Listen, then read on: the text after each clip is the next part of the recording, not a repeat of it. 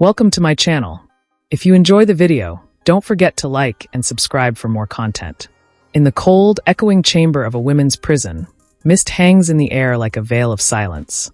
The rhythmic drip of water from shower heads falls upon steel and concrete. Among the inmates stands a woman, silent, poised, and cloaked in mystery. Her collar gleams under the steam, a cruel reminder of the powers suppressed within her. Ink runs down her hair, black dye, concealing her identity. But not for long. The dye bleeds onto her pale back. Eyes turn. Murmurs die. She turns slowly, and her green hair glows like poison under the fluorescent light. Her deep eyes, dark and unreadable, pierce through the room. She is Lorna, daughter of Magneto, a mutant born of metal and magnetic force. A woman forged by the weight of legacy and war. Metal bends to her will. Steel obeys her anger. But in this world, being a mutant is not power, it's a curse. Lorna lives in the shadows, hunted, branded a criminal. Surrounded by police in a warehouse standoff, she doesn't flinch. She raises her arms, and with a wave, the cars implode. Steel crumples like paper. Officers panic, gunfire erupts. Bullets arc, redirected. Guns fly from hands. Two officers, trapped in twisted wreckage, alive but helpless. Still, Lorna does not kill. She's not her father. She chooses mercy. But mercy has limits. Suddenly, a flare of light erupts Marcos. His hands shine with raw energy, blinding the squad. They run, weaving through chaos. Then a shot. Marcos stumbles, hit. Blood. Lorna's scream cuts the air. She throws a policeman into a dumpster. Her powers roar. But a taser finds her skin. Pain lances through her. Her world fades to black. Prison walls close in. The charge, attempted murder. The sentence, harsh. For mutants, justice is never fair. In interrogation, Reed offers a deal. Betray your own and walk free. Lorna smiles bitterly. Death would be kinder. Then he shows her a report about her unborn child. Lorna's face changes. For once, her defiance cracks. She's led to Lakewood Prison, where hope goes to die. A fellow inmate spits on her. A guard blocks retaliation, ushering her past another prisoner, also collared. In her cell, metal fixtures mock her, powerless tools just out of reach. Her first escape attempt fails. The caller wins. Laughter follows. Another inmate whispers, "No mutant leaves alive." But Lorna's not like the others. She carries more than pain, she carries life. She studies the prison walls, towers, patterns. Then, during exercise, a henchman attacks. Fists fly. Blood spills. But Lorna rises, even as the collar shocks her. She pins the bully to the rails. Guards descend. Solitary. Alone, cold, she trembles in the dark. Sentinel services appear. They demand names, threaten miscarriage. Still, she refuses. She crawls through pain, hoping to escape, but faints. Memories flood back. A kiss with Marcos. Light dancing between them. A dream, interrupted by reality. To stop future attempts, Lorna is transferred. The vehicle? A mobile cage of tempered glass and plastic, no metal. For there, inside a grim detention transport, Lorna found herself face to face with someone she once swore never to trust again. Reed, a man who had used her own unborn child as leverage. But now he was shackled too. With his voice low and his tone sincere, Reed extended an olive branch, an apology for the past and a plea. Let's work together to escape. Lorna, eyes narrowed with lingering fury, didn't believe him. But when she glanced at her belly, her resolve softened. For her child's sake, she agreed. Reed shared a sliver of hope. A rescue was arranged, but they needed to wait for the right moment. Then, like fate answering a call, the vehicle lurched violently. A crash? An impact? Whatever it was, it triggered chaos. Jace, cold and methodical, barked orders to lock down the area. Troops swarmed. But the mutant rescue team had already launched their move. An invisible operative advanced, until suddenly his powers failed. Panic overtook stealth. He turned to flee, but gunfire cracked through the silence. 2 shots. The sentinel bullets found their mark. From a distance, Marcos watched in horror. Not just the invisible mutant. All mutants were losing their powers. It didn't take him long to spot the source. Pulse, their fallen comrade. Revived or reprogrammed, he now stood against them, suppressing all mutant abilities. Driven by desperation, Marcos drew a handgun. One man against many, he opened fire. Not to win, but to buy time. Chaos intensified. The The guards began moving prisoners. The moment Lorna was waiting for had come. Shackles off. Instincts on.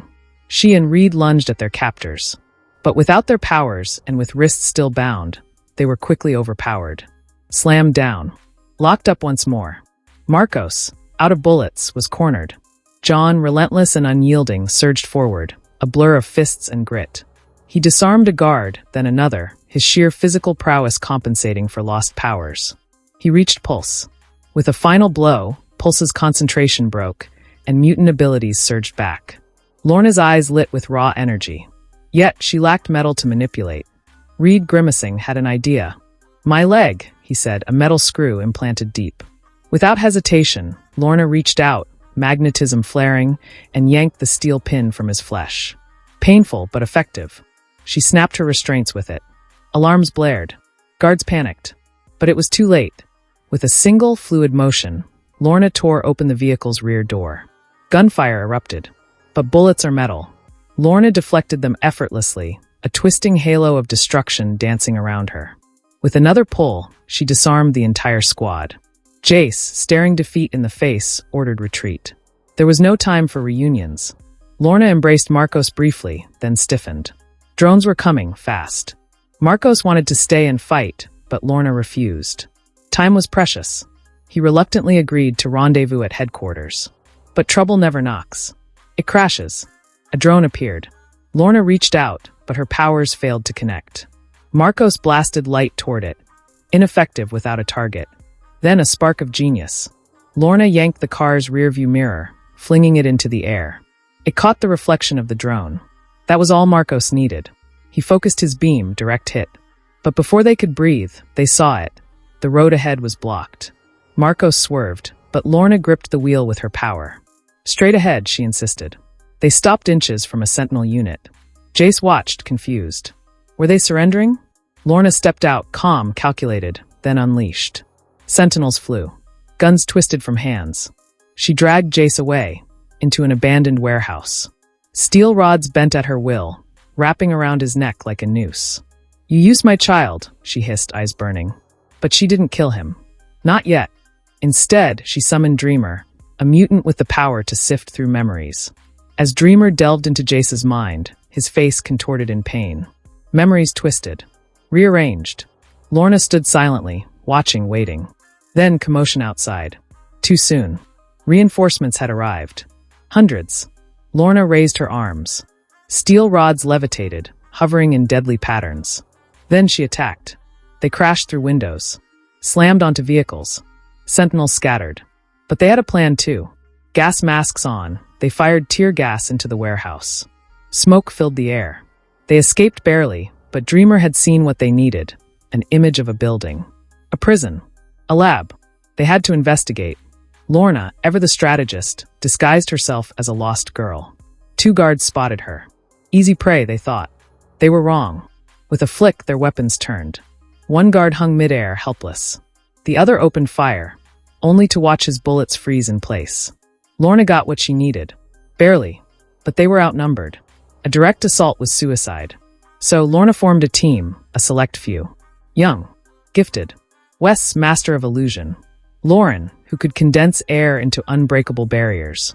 And Andy, unstable but powerful. Able to shatter matter itself. Their first mission, infiltration.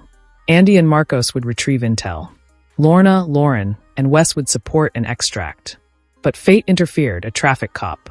Marcos dimmed the light beneath the car, plunging it into darkness. Flashlights flickered uselessly. Just then, the cop got an urgent call. He waved them through. Inside, Andy unleashed his power, breaking through walls. Reed found mutant files. Marcos cut open a case, retrieving the drive. Then discovered. They torched the archive room and fled. Roadblocks ahead.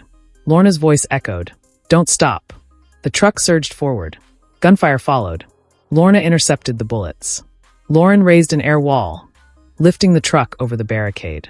Bullets still flew. Lorna blocked them all. Just barely. Once airborne, Wes projected an illusion, splitting the truck in 2. Police split up, chasing shadows. Genius. But the celebration was short. A traitor was among them. Fast. Ruthless.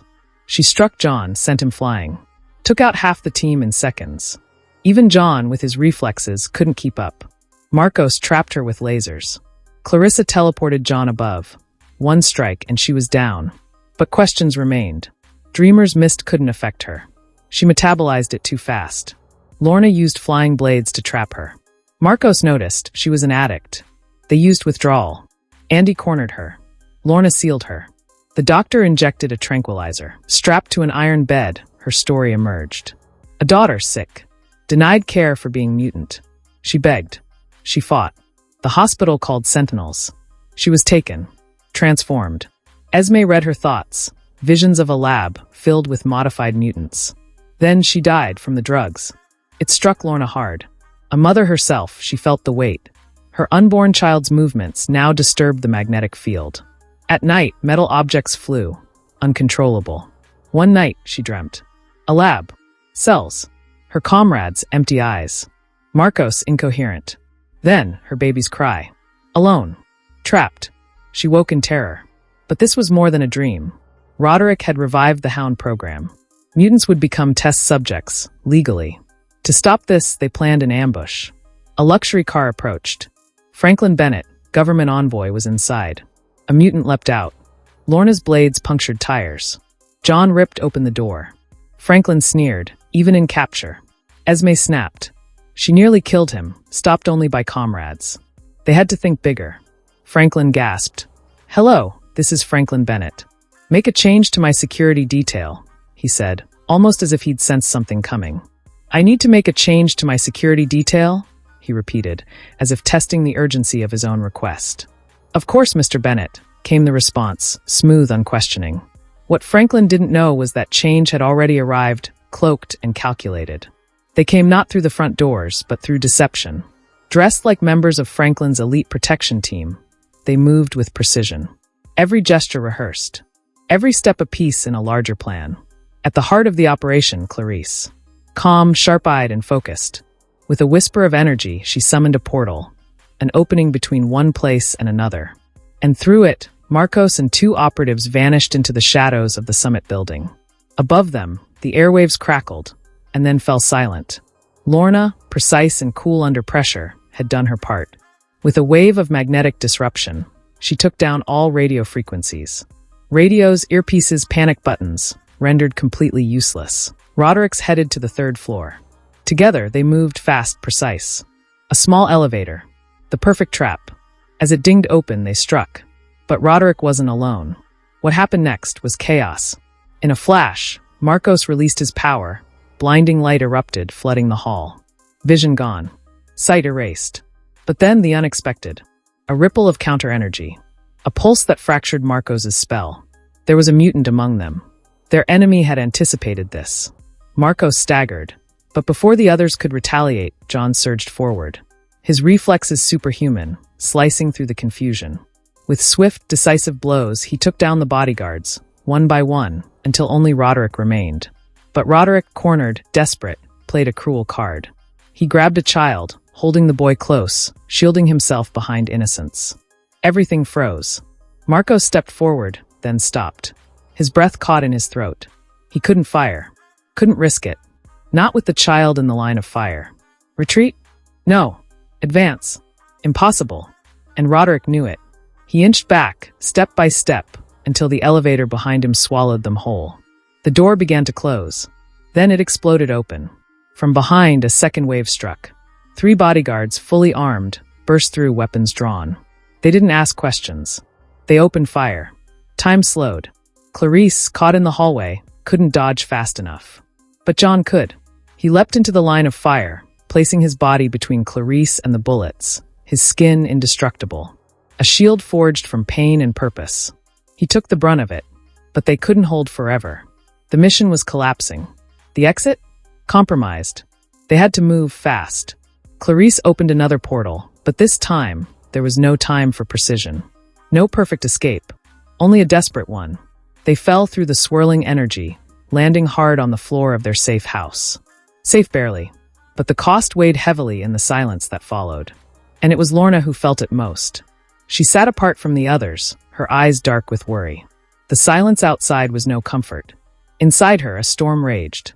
She'd seen what the world did to mutants, Children hunted, families broken. And she knew no one would protect them. Not the system. Not politics. And maybe not even people like Marcos, kind-hearted, but merciful to a fault. Mercy, she thought bitterly, is a weakness they exploit. She stared down at her hands, the power that hummed beneath her skin, the weight of it, the promise of what it could do. She had tried to be patient, tried to wait. But patience had only brought more pain. And as the distant sirens grew fainter, she made a choice. If no one else would create a better world for mutants, then she would. Not through negotiation, but through power, through resolve, through fire, if she had to. Don't miss the next episode. Thank you for watching.